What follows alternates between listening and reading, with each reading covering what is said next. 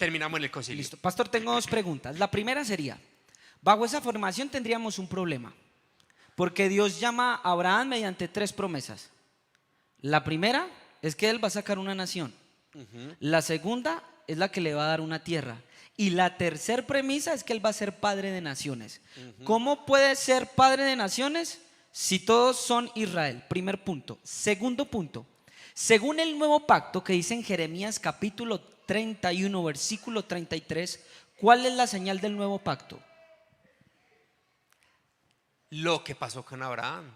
Dice, Recuerde que estamos hablando porque entonces ya hay una confusión de pactos. Recuerde que el Señor dice en Jeremías y profetiza: he aquí, vienen días en los cuales haré un nuevo pacto con la casa de Israel y con la casa de Judá. La pregunta mía es, ¿cuál es la señal del nuevo pacto?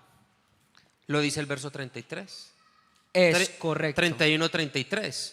Dice: pero este es el pacto que haré con la casa de Israel después de aquellos días. Daré mi Torah en su mente y la escribiré en su corazón. O sea que no está. ¿Cómo puedo ver yo que la Torah, o cómo ve Dios que la Torah está en mi mente y en mi corazón? ¿Cuál es ese sello? Jeremías 17, verso 1. El pecado de Judá está escrito con cincel de hierro y punta de diamante. Esculpido está en la tabla de su corazón. Sí, pero ¿cuál es Entonces, el pecado está escrito en la tabla de su corazón. Jeremías 17. Ok, entonces nos vamos para Ezequiel 36. Y en Ezequiel 36 vemos la función del Espíritu Santo. Dice Ezequiel 36, verso 27 en adelante. Esto es fascinante. Claro. Para nosotros que creemos en Yeshua, para nosotros Ezequiel 36 es maravilloso. Es correcto. Esparciré sobre ustedes agua limpia y serán limpios de todas sus inmundicias, y de todos sus ídolos los limpiaré. Les daré un corazón nuevo, porque no podemos cargar el corazón duro lleno de pecado. Les daré un corazón nuevo, porque un odre nuevo para un vino nuevo. Es correcto. Les daré un corazón nuevo, verso 26, y pondré mi espíritu nuevo dentro de ustedes, y quitaré de ustedes el corazón de piedra, Jeremías 17, y les daré un corazón de carne, sensible, verso 27, y pondré dentro de ustedes mi espíritu. Es decir, que el sello del nuevo pacto no es la circuncisión. Es el espíritu. Entonces yo no puedo. Pero mira lo que dice la parte BD. Y haré. Es que ahí está la función del Espíritu. Claro. Y haré que caminen en mis estatutos, claro, y guarden mis preceptos, ¿cierto? Claro. Entonces, el sello del Espíritu Santo, Efesios capítulo 2, es la garantía de que he obtenido ¿qué? Las instrucciones en mi corazón. Pero porque tiene que ver ese tema del corazón, porque del corazón, Marcos 7, emergen. Entonces hay un cambio. La Biblia es un documento espiritual, sí, y yo soy carnal. Sí. La Biblia es santa, dice él en Romanos. El problema no es la palabra, el problema soy yo. Claro. Esto es un documento espiritual, entonces lo que yo quiero hacer no lo hago, y lo que hago es lo que no quiero hacer. Miserable de mí, ¿quién me librará de este cuerpo de muerte? Entonces, si esto es espiritual y yo soy carnal, no podemos cambiar esto, hay que cambiar.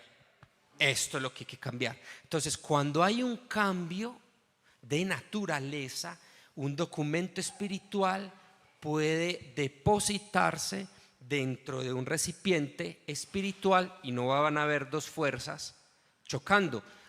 Ahí es donde Pablo toma todo esto como referencia y dice: espérate, ¿yo por qué le voy a exigir a este muchacho que se circuncide en la carne si el problema no es el prepucio? El problema es el corazón. Una vez hay un nuevo nacimiento, hay una circuncisión del corazón, un documento espiritual puede estar depositado en un ser espiritual, un nacimiento, no del agua, sino del espíritu, como le dijo Yeshua a Nicodemo. Entonces, cuando nace del espíritu, entonces para la persona no va a ser gravoso guardar los mandamientos. Voy a hacerle una pregunta, pastor. ¿Cuál pacto es mayor? ¿El pacto que tuvo Dios con Abraham de la circuncisión o el nuevo pacto donde viene el Espíritu Santo y hace lo que la circuncisión nunca pudo hacer? El asunto es que la circuncisión de la carne no es el pacto. Bueno, hablando del sello, voy a hacerme más Ok, específico. listo. Porque yo veo un pacto, un nuevo pacto donde se está sellando, como dice el libro de Hebreos, con mejores promesas. Con mejores promesas, que así lo dice el libro de Hebreos. Y veo que el Espíritu Santo, este sello que tenía un judío, el Espíritu Santo se lo da a un gentil. Y entonces este temeroso de Dios ya tiene un sello, y claro, y ya es ciudadano y lleva un tiempo sin circuncidarse. Y es más, viene Pablo y dice, no a conversos nuevos, sino a conversos antiguos, y le dicen, no me los manden a circuncidar. Ese es el punto, que llevamos más de 10 años, más de 15 años, más de 20 años, porque ellos pasan contando la conversión de los gentiles y dicen, no hay que hacerlo. De hecho, en Gálatas dice que ni siquiera Tito fue obligado a circuncidarse. Ahí está la situación, que es que nosotros no podemos obligar a las personas a que lleven el sello si la persona no está en pacto. Lo que hacen estas personas es que les dicen, lleven el sello. Y Pablo dice, ¿cuál es la razón de llevar el sello si la persona no está llevando el pacto? ¿Cuál es el sello? El Espíritu de Santidad. ¿Qué va a venir el Señor a buscar? No va a mirar prepucios, porque entonces empecemos a jalar puras mujeres, porque ninguna tiene prepucio. Aquí lo que el Señor hace es llamar o mirar el sello de Dios, que eso es lo que Él va a tener en cuenta a la hora de. Por eso mira lo que dice en Efesios capítulo 2, capítulo 1 de Efesios. Dice, eso es Efesios, Efesios capítulo 13. Sí. ¿Vos estás buscando otro? Sí.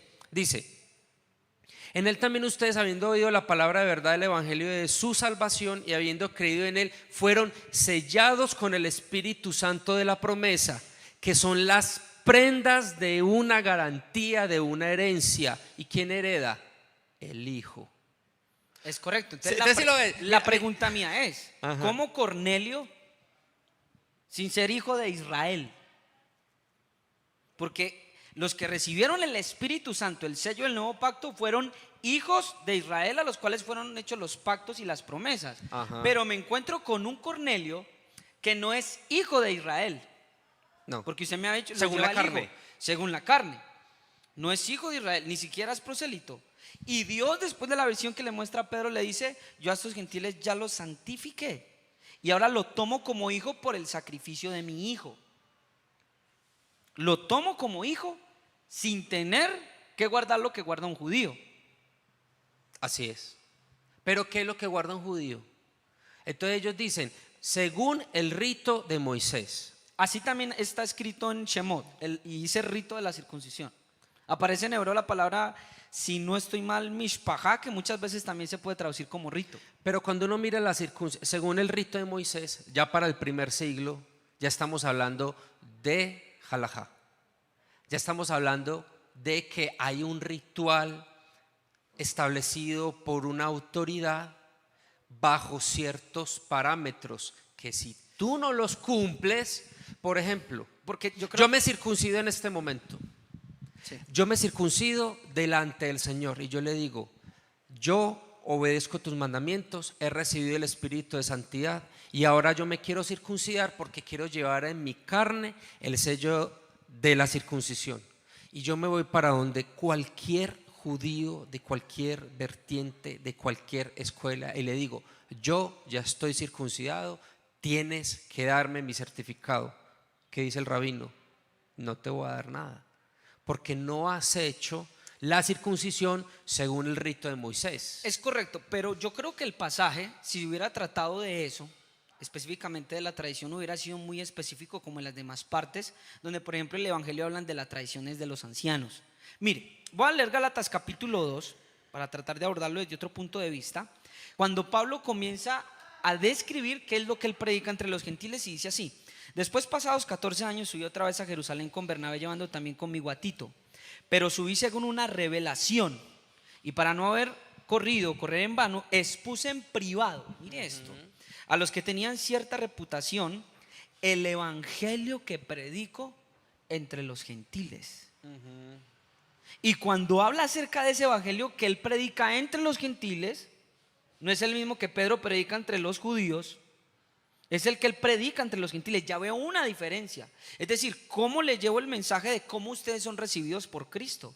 Entonces ahí es donde viene el versículo que yo les cité: mas ni a un Tito, que estaba conmigo, con todo y ser griego, fue obligado a circuncidarse. Debo de entender este pasaje con el contexto de que no es obligado a circuncidarse porque es tenido como miembro del cuerpo, según lo que predica Pablo. Mira lo que dice el verso 3, más ni aún el verso 4, y esto a pesar de los falsos hermanos introducidos a escondidas que entraban para espiar nuestra libertad que tenemos en el Mesías, en Cristo Jesús, para reducirnos a esclavitud. Entonces estamos insinuando que lo que Dios mismo le revela a Israel es a esclavitud. Una vez un pastor me dijo: el fracaso de Israel fue la Torá. Entonces yo vengo y le digo: pero pastor, ¿cómo me vas a decir que si Dios le entregó algo a un pueblo fue el fracaso de Israel? Entonces podríamos decir que Dios fracasó. Ni riesgos. El problema es que sí, no fue obligado a circuncidarse, pero porque ellos querían reducir a esclavitud. ¿A esclavitud de qué? Pablo empieza a decirles: venga, es que yo soy fariseo de fariseos, fui circuncidado al 8º día, de la tribu de Benjamín. Yo salí de allá. Yo me ponía el talit de la manera fu y me daba las 3 vueltas de la manera fa. Y él dice: yo salí de todo eso. Ustedes vienen del paganismo, ahora vienen a la libertad en Yeshua para poder obedecer los mandamientos. Y ahora te estás poniendo a escuchar toda esta gente que te quiere llevar a ese sistema, pastor, del que yo salí. ¿Tiene algún pasaje que diga directamente que un gentil en Cristo Jesús, que mencione que en Mashiach tiene que guardar Torah? A ver, busquemos alguno. Porque si esa es la premisa, conforme lo visualiza su merced, debe de haber explícitamente algún verso donde diga que un gentil tiene que guardar Torah, que un judío. Hablo de un gentil en Cristo, de un griego en Cristo. ¿Tiene algún pasaje que lo pueda comprobar? Hay que tener en cuenta, tengo que buscarlo, tendría que buscarlo. Porque nosotros vemos que cuando el Señor da órdenes para la iglesia quedaban muy registradas y podemos apelar a ellos en el documento histórico en el Nuevo Testamento. Pero por ningún lado vamos a encontrar la premisa de que alguien lejos, aparte de Israel, tenga en Cristo que guardar la Torah. No hay ninguna premisa. ¿Cuántos mandamientos hay en el Nuevo Testamento? Bueno, creo que hay muchas ordenanzas. Esto mando, esto dice el Señor. 1055. Listo. Alguien se sentó y los tabuló. Y esa persona que encontró los 1055, todos tienen referencias cruzadas con la Torah. Entonces, es correcto. Ejemplo de esas referencias cruzadas, Hechos capítulo 15. Les dice: porque le ha parecido bien al Espíritu Santo y a nosotros no imponerle ninguna carga más que estas cosas necesarias, que se abstengan de lo sacrificado a los ídolos. ¿Eso cuántos mandamientos de la Torah jala? Jala por lo menos 80. Y no deme algunos de esos 80. No, pues. Por ejemplo, Levíticos 19. Acerca de la idolatría. Y de todo lo que jala de la idolatría. Por ejemplo, de los 80 de la idolatría, ¿cuáles tendríamos? Te voy a empezar a leer algunos. 21. No, por aquí. No comerás alguna cosa con sangre, no serás agorero ni adivinos. Ok, o sea que la sangre está asociada a la adivinación y a la idolatría. No harás tostura en tu cabeza ni dañarás la punta de tu barba. No te harás rasguños en tu cuerpo. Pero eso de la tonsura no veo ahí relación con los ídolos. Si no estoy mal, los pueblos antiguos lo hacían por los muertos. Cuando alguien morían, hacían tonsura en su cabeza. No tiene que ver con ídolos. No, por eso te estoy leyendo una serie de mandamientos. Listo, porque no, la sangre sí. La sangre sí la está sangre asociada. vale, porque no puedo coger de esos 4, empezar entonces también a anotar del de la tonsura en la cabeza.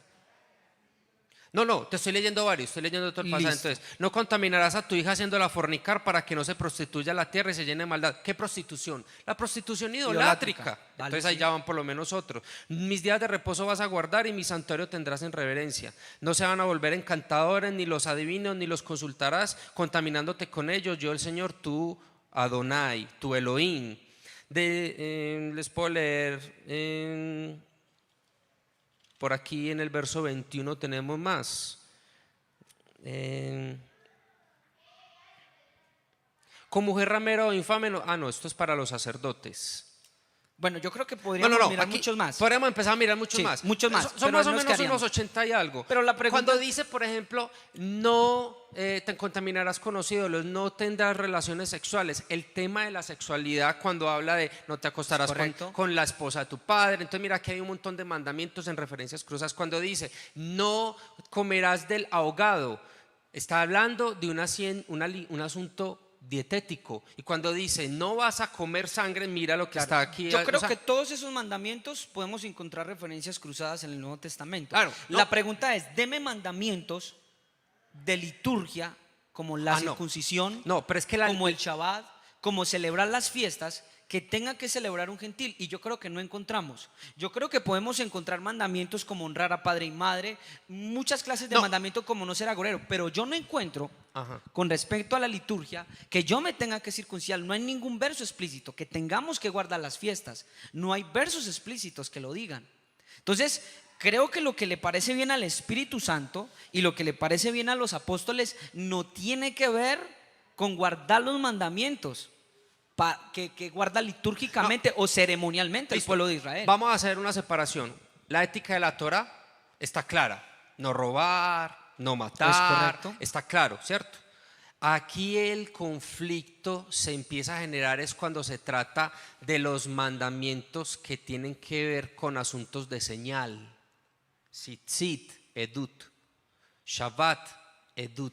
Pastor, ¿por qué los tzitzit? Una pregunta. Porque el mandamiento dice, y pondrás en las esquinas de tus borlas, pondrás un hilo azul. ¿Para qué? Resulta que en el mundo antiguo solamente los reyes y los sacerdotes usaban filacterias, el pueblo no. ¿Y quiénes hablaban con los dioses? Los reyes y los sacerdotes. Entonces, cuando Dios le dice al pueblo de Israel, ustedes todos se van a poner filacterias, lo que les está diciendo es, primero, los pongo a ustedes en un estatus de un rey o de un sacerdote. Y segundo, les está diciendo, ustedes pueden acercarse directamente a hablar conmigo. Eso es lo Listo. que está haciendo con el tzitzit. Voy a hacer una ¿cierto? pregunta. ¿Puedo cogerlos, pastor? Sí, Con claro. permiso. Están los tzitzit, que según el libro de la Torah, dice que los tzitzit son para que cuando yo los vea, me acuerde de qué? De los mandamientos. Sí. ¿Por qué ponerme los tzitzit cuando dentro del nuevo pacto los mandamientos ya están en mi corazón? ¿Por qué ponérmelo? Porque es una señal también. Por Porque eso. el tzitzit es un edut, Claro, pero- es un testimonio, es como la argolla. Bueno, yo me la quité porque estaba ya organizando una cosa. Cuando yo me quito la argolla, yo no paso a estar soltero, yo sigo estando casado. Entonces, ¿para qué me pongo una argolla? ¿Para recordarme que estoy casado? No, para decirle al entorno que estoy casado. Listo. Entonces, ¿Con quiénes estaban casados? Todos aquellos que usaban los tzitzit, que tenían la circuncisión. ¿Con quién estaban casados? con el Dios de Abraham, de Isaac, Con y de el Jacob. Dios de Abraham, con el Dios de Abraham y Isaac. Pero la iglesia dentro del nuevo pacto está casada con Cristo Jesús. No es lo mismo. Por eso le hice la pregunta. Ajá. En el antiguo pacto yo me colocaba los tzitzit para recordarme de los mandamientos. Pero dentro del nuevo pacto, el mismo Dios de Israel que dio la Torah dice, ahora yo les voy a colocar a ustedes mi espíritu dentro de ustedes. Esto era señal con el Dios de Israel.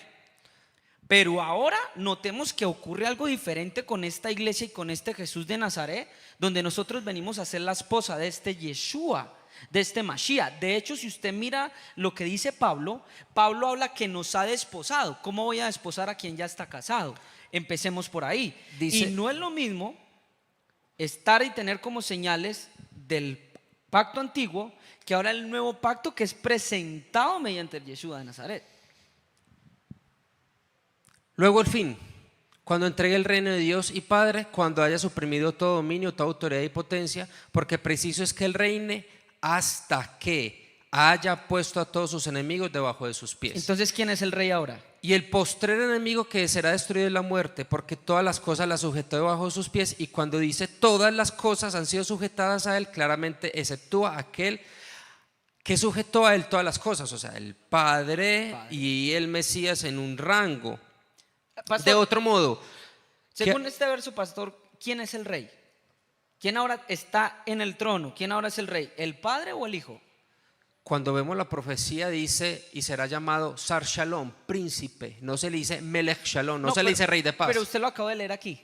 Ajá, Porque preciso es que Él reine. ajá, ¿hasta qué? ¿Hasta qué? Entonces, el verso está sugiriendo de que ahora el rey es Mashiach. Tanto que dice el verso que va a tener que devolverle el reinado al Padre. Entonces, esto es una referencia cruzada con Safnach Paneach.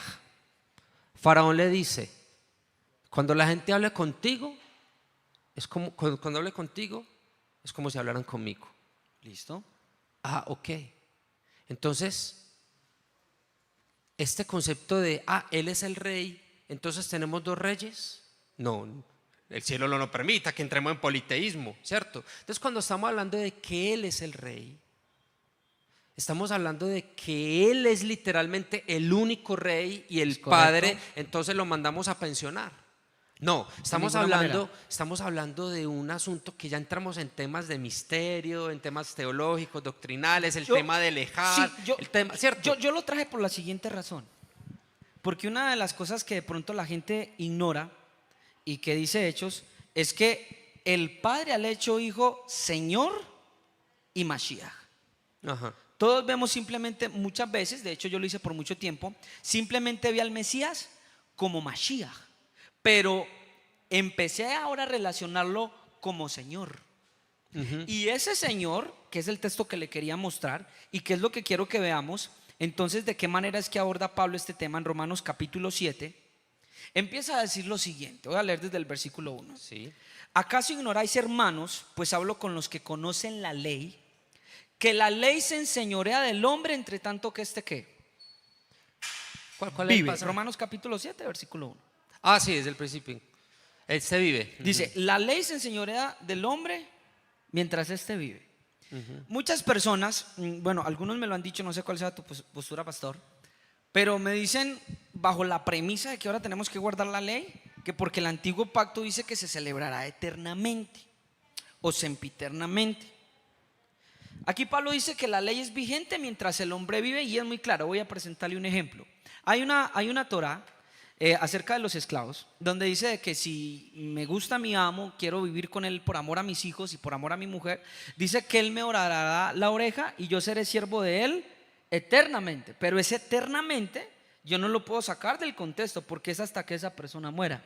Claro. De hecho, la palabra olán, una vez me tocó hasta hacer un estudio, investigar acerca de la palabra olán, de las raíces y de los cognados que tiene la palabra. Uno de ellos, por ejemplo, es alma, que también tiene las mismas tres raíces de olam: mem, lamen y ayin. Ayin, mem y lamen. Entonces resulta que más significa una muchacha velada de la vista. De ahí también viene la palabra, si no estoy mal, almud, que significa secreto. Y uno puede ver literalmente, porque el concepto de eternidad es un concepto griego, como dicen muchos, de que literalmente Olam significa velado de la vista. Entonces, significa velado. ¿Por qué? Porque es hasta un tiempo que no conozco. Entonces acá dice Pablo, la ley se enseñorea del hombre en tanto que éste vive. Porque, vamos a ver, es que acá me cortó el versículo 2, déjeme, yo coloco acá otra versión. Vamos a ver, pues la mujer casada está ligada por ley a su marido mientras él vive. Pero si su marido muere, queda libre de la ley en cuanto al marido. Así que mientras viva su marido, será llamada adúltera si ella se une a otro hombre. Pero si su marido muere, ella queda libre de la ley, de modo que no es adúltera, aunque se una a otro. El versículo 4. Por tanto, termina concluyendo Pablo: hermanos míos, también a vosotros se os hizo morir a la ley. que es lo que yo les digo a muchos. Yo en ningún momento, para de pronto la audiencia, tengo la premisa de que la ley ha sido quitada. Porque Pablo es muy claro. Lo que Pablo sugiere es: nosotros hemos muerto a ella. Y él lo explica de la siguiente manera: ustedes han muerto a la ley por medio del cuerpo de Cristo, para que seáis unidos a otro, aquel que resucitó de entre los muertos, a fin de que llevemos fruto. Entonces, lo que propone Pablo dentro del nuevo pacto no es que la ley fue quitada, sino que hubo una persona que no podía cumplir con los requerimientos de la ley, porque era imposible. Su merced lo dijo: el único que podía venir a circuncidar el corazón de un hombre para andar como se requiere era el Espíritu Santo. Nadie pudo cumplir los requerimientos de la ley, tanto que Jesús tiene que decirles: yo he venido a cumplir. Y ese yo he venido a cumplir es decir: venga, yo he venido a hacer lo que ninguno de ustedes puede hacer. Tanto no pudo cumplir el nombre Torah, que a Yeshua le toca venir a cumplir y decir: yo he venido a cumplir. ¿Por qué? Porque ninguno cumplió. Entonces Pablo encuentra acá en Romanos 7 de que nosotros en él, usted lo dijo ahorita muy bien en el concepto del bautismo, hemos muerto a ella para ser de otro, del que resucitó de los muertos. Y ahí es donde se abre un concepto paulino por revelación. ¿Por qué? Porque si yo sigo bajo el pacto de la Torah, tengo un problema. Vamos a hacer una pregunta a la audiencia: ¿alguno de ustedes han pecado después de conocer a Cristo? Yo creo que sí. Claro. El problema sería que si pecamos después de conocer a Cristo, no podemos volver a crucificar al Señor. Entonces yo no puedo seguir bajo el pacto de la Torah. Sería imposible, porque pecamos después de conocer a Mashiach. Y Mashiach no es el sacrificio según la Torah para redimirme de los pecados que yo pueda cometer ahora. Entonces Pablo lo que propone es que nosotros morimos y entonces se levanta un nuevo hombre. Entonces ahí hablamos del Jesús resucitado que se le presenta a Pablo y le encomienda este evangelio. Hay que tener en cuenta aquí que aquí cuando se habla de ley no se está hablando de Torah, se está hablando de pacto, porque es que él pone una analogía de un pacto entre una pareja de esposos. Como cuando Dios se casó con Israel en el monte Sinaí. Exacto, pero entonces ¿quién fue el que murió? El que murió fue el esposo, Es no correcto, la esposa. pero es que ahí está diciendo que morimos en el esposo. Ajá, pero es que eso es Deuteronomio 24, cuando se está hablando de un rigor según, por ejemplo, ¿qué dice Deuteronomio capítulo 24? Todo, no lo vamos a estudiar. Claro. Dice que si yo repudio a una chica, después de haberme casado con ella, una vez yo la repudié, yo no la puedo volver a tomar. Yo me puedo casar con otra mujer, pero no con la que repudié. Y si yo la quiero tomar, entonces hay un rigor que me impide volverla a tomar. Entonces lo que está aquí diciendo Pablo, esa analogía es: él muere para quitar ese rigor para poder volverla a tomar. Pero no está diciendo quitemos entonces la Torah. Pastor, pero mira lo que dice el versículo 4, palabras textuales. Ajá. Por tanto, hermanos míos, mire que no solo muere el esposo, sino que también muere la esposa. Pero quita la palabra ley y coloca pacto. Listo, igual, mire, por tanto, hermanos míos, también a vosotros. No está hablando del esposo. Aquí ya es el enfático en ellos, en ustedes. También a ustedes se les hizo morir al pacto antiguo, voy a decirlo así, Sí. por medio del cuerpo de Cristo, para que seáis unidos a otro. No va a volver a ser unido al mismo que murió, a otro. Pero es que ¿cuál era el Señor? En este momento él no está hablando de que ellos, o sea, le está hablando a la comunidad de Roma. Él está diciendo: ustedes estaban unidos a un Señor. Aquí trajo pacto. Los de Roma no están en pacto. Exacto, estaban O sea que en asumo otro yo pacto. que habían judíos que también estaban allí. Ah, sí, Porque era la una comunidad de comunidad Roma había mestiza. judíos y gentiles. Entonces, cuando dice, puedo asumir que también le está hablando a los judíos que estaban en pacto. ¿para qué dice? Para que seáis de otro qué? De Del otro que resucitó esposo. de los muertos. Exacto. ¿Quién resucita de los muertos? Empecemos por ahí. Hablemos sí, del Cristo Yeshua. resucitado. Pero hablemos del Cristo resucitado. Ajá. Ese Cristo resucitado, ¿qué premisas tiene? Ese Cristo resucitado, ¿qué significa? Ujú. Porque creo que entendiendo quién es el resucitado, entonces vamos a entender a quién hemos sido unidos. Ujú. Vamos a empezar por ahí. El resucitado en estos momentos, ¿dónde está? Están los cielos.